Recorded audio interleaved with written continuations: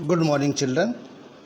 I am Suryavanshi, and this is the time for the ninth class science chapter first, matter in our surroundings. Science विज्ञान किसे कहते हैं? विज्ञान किसी भी विषय के क्रमबद्ध ज्ञान यानी कि सिस्टमैटिक नॉलेज को ही हम साइंस कहते हैं। एक होता है कि हम किसी के बारे में कुछ चीज़ जान लें, लेकिन वो चीज़ कहाँ से आई, कैसे आई, उसकी क्या प्रॉपर्टीज़ हैं, वो क्या काम करती है, व्हाट इज दैट फंक्शन। अगर इन चीज़ों की हमें पता नहीं है तो हम उस चीज़ को विज्ञान नहीं कह सकते। छोटी मोटी नॉलेज हो सकती है, लेकिन विज्ञान का मतलब है किसी भी वस्तु के बारे में डीपली नॉलेज।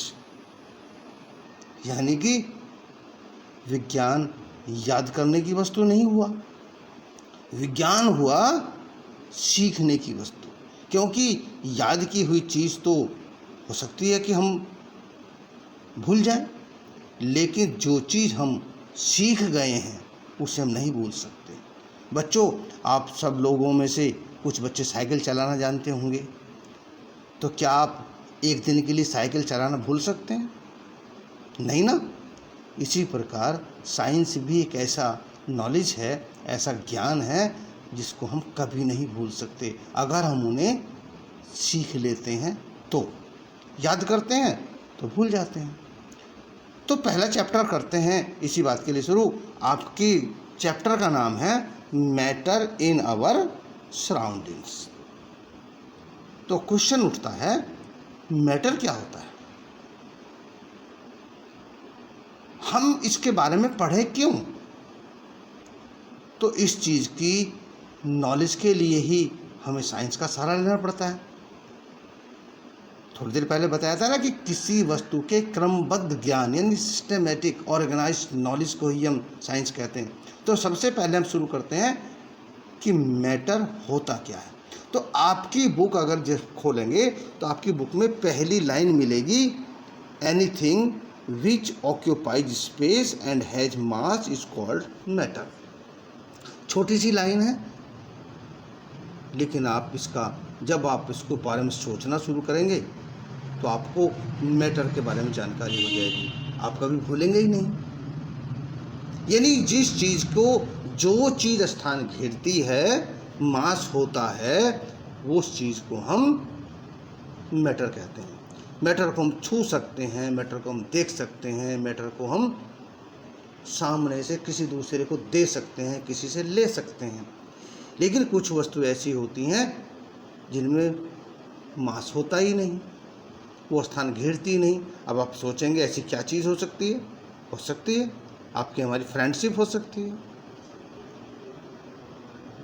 एक भाई से प्यार करता है, वो प्यार हो सकता है। प्यार कभी जगह नहीं घेरता है, प्यार में मास नहीं होता है। दुश्मनी हो सकती है, दुश्मनी में वजन नहीं होता है।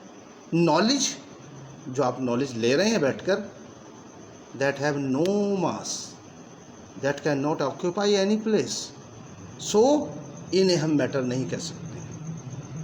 तो मैटर मीन्स जिस चीज़ के अंदर मास हो और वो स्पेस को ऑक्यूपाई करे, तो दैट इज मैटर। तो आप अपनी फेयर बुक में सबसे पहले लिखेंगे, definition of the matter, anything which occupies space and mass is called matter.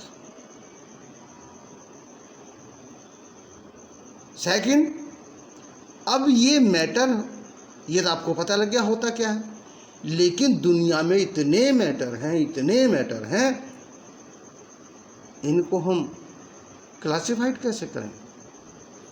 तो हमारे विद्वानों ने पहले इसको 5 हिस्सों में डिवाइड किया था। आप देख रहे हो अपनी बुक में कि उसे हम पंच तत्व के नाम से जानते हैं, वायु, पृथ्वी, अग्नि, आकाश और जल। लेकिन मॉडर्न साइंटिस्ट ने इसको क्लासिफाइड किया अकॉर्डिंग टू प्रॉपर्टीज़, प्रॉपर्टीज दो प्रकार की होती हैं किसी मैटर की, physical properties and chemical property. तो फिजिकल प्रॉपर्टी के अनुसार हम उसको सॉलिड, लिक्विड एंड गैस में डिवाइड करते हैं। केमिकल प्रॉपर्टी के अनुसार उसको हम एलिमेंट्स, कंपाउंड और मिक्सचर के रूप में डिवाइड करते हैं। तो according to chemical property the classification is elements, compounds and mixture. It will be studied in next chapter, but in this chapter we shall study only physical property basis classification, means solid, liquid and gas. तो science की परिभाषा के according to definition of the science we shall study matter on the basis of physical property.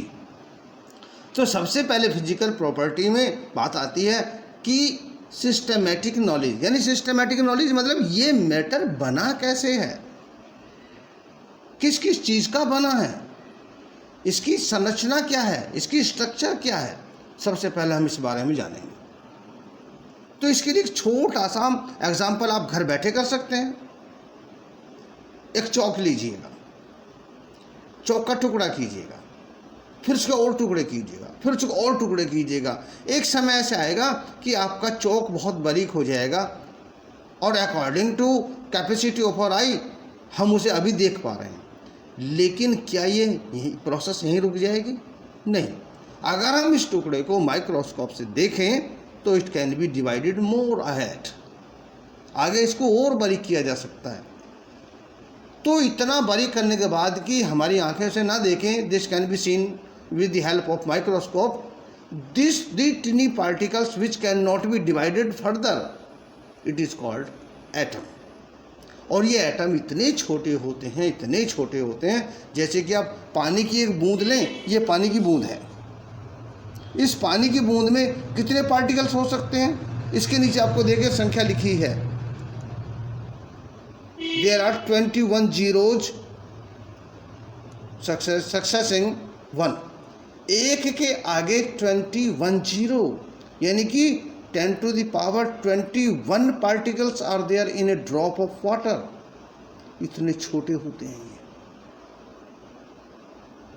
Science proof देता है, science proof करके बताता है। कैसे भाई, हम कैसे मान लें?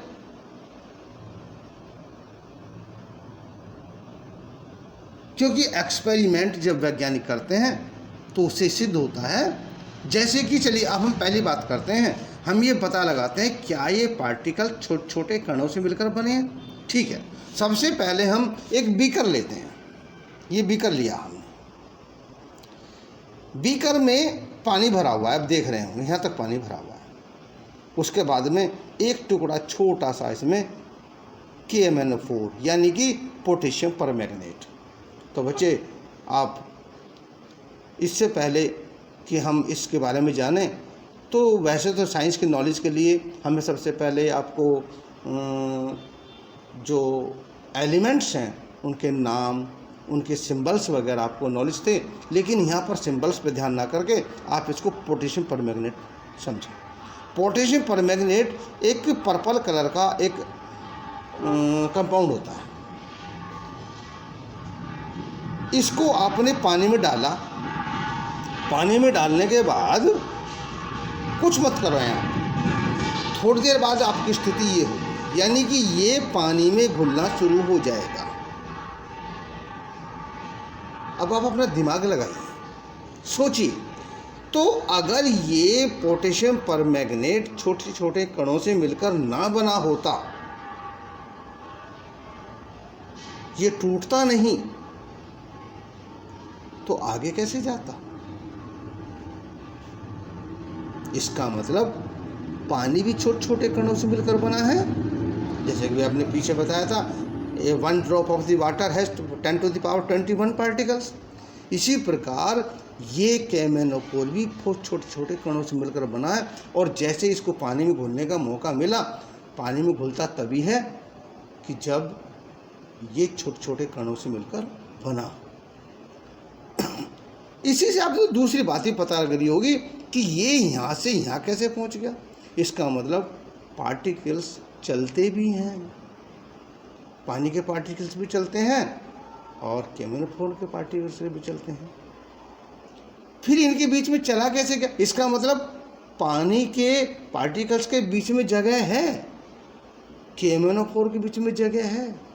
पानी के पार्टिकल्स के बीच में जगह नहीं होती तो ये जगह देता ही नहीं, तो पानी नीला होता ही नहीं। तो देखिए ये सबूत, ये एविडेंस आपको ये बताते हैं कि छोटे छोटे कणों से मिलकर बना है।